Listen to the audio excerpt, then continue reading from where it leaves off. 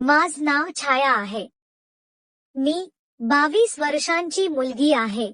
मी, माझा भाऊ, आई, वडील सोबत राहतो. माझा छोटा भाऊ 17 वर्षांचा, एक सशक्त आणि आकर्षक मुलगा, पुण्यात आमच्या मम्मी पप्पांसोबत राहतो.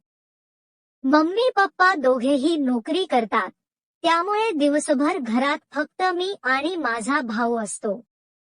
माझ्या छोट्या भावाचं नाव साहिल आहे आणि त्याचं मस्क्युलर शरीर, गहरी डोळे आणि खोल आवाज मला नेहमीच आकर्षित करायचा. पण आमचं नातं कधीच फक्त भाऊ-बहीण पुरतं मर्यादित नव्हतं.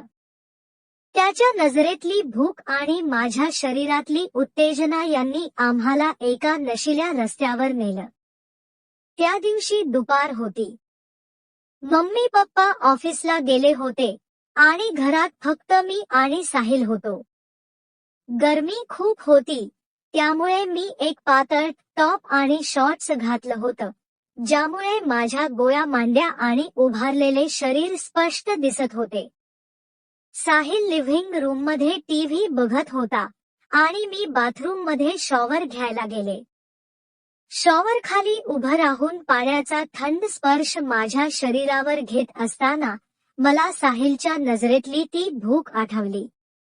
मी जाणून-बुजून दरवाजा थोडा उघडा ठेवला, कारण मला माहित होतं की साहिल मला बघायला येईल. थोड्याच वेळात तो मला शोधत आला. मी साबण लावत असताना मला दरवाजाजवळ साहिलची सावली दिसली. त्याची नजर माझ्यावर खेळली होती. मी हसत म्हणाले, "साहिल, काय बघतोस? आत ये ना."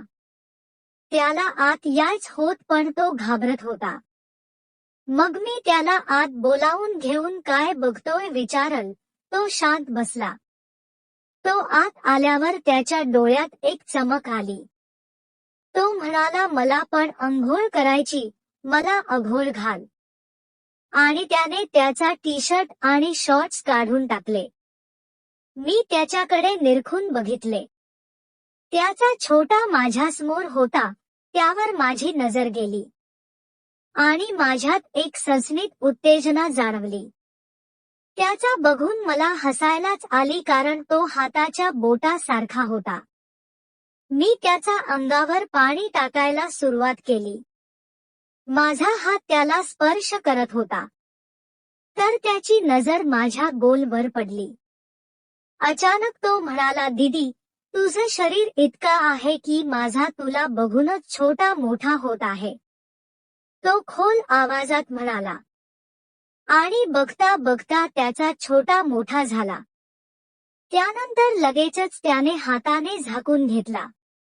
मी त्याच्याकडे पाहून हसले आणि म्हणाले, "मग तुझ्या छोटाला शांत का करत नाहीस?" मी शॉवर बंद केला आणि त्याच्याजवळ गेले. मला त्याच मोठ सामान बघून आश्चर्य वाटत होत. अचानक शरीराचा स्पर्श त्याला लागताच त्याने मला आपल्या बाहूत घेतलं आणि साहिलने माझं टॉप एका झटक्यात काढलं आणि माझे कडक बोल त्याच्या तोंडात घेतले.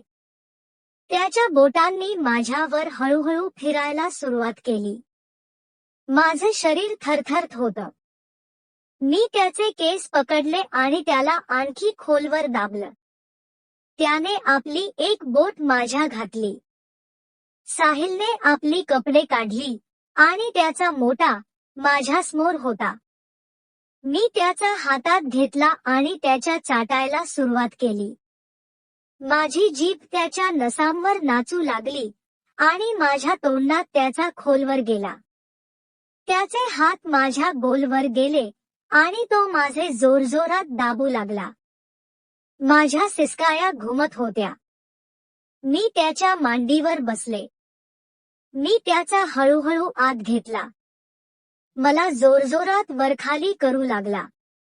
साहिलने हळूहळू आपली गती वाढवली आणि त्याचा माझ्यात आत बाहेर होऊ लागला. माझ्यातून रस टपकत होता. त्याचे धक्के आता आणखी तीव्र झाले. माझी त्याच्या छोटाने रगडली गेली होती. शेवटी त्याने एक जोरदार धक्का मारला आणि त्याचा छोटा मोकळा झाला. त्यानंतर आमचं नातं एका नव्या वळणावर आलं. जेव्हा जेव्हा मम्मी पप्पा घराबाहेर असायचे, साहिल आणि मी बेडरूम मध्ये करायचो. आमच्या तो सिलसिला एक गुप्त रहस्य बनला. माझी आता साहिलला सवय झाली होती. प्रत्येक रात्री जेव्हा घरात शांतता पसरायची, तेव्हा आमच्या श्वास पुन्हा गरम व्हायच्या. त्या रात्री आमच्या नात्यात एक नवं रंग भरलं आणि तो रंग प्रत्येक रात्री आणखी गर्द होत गेला.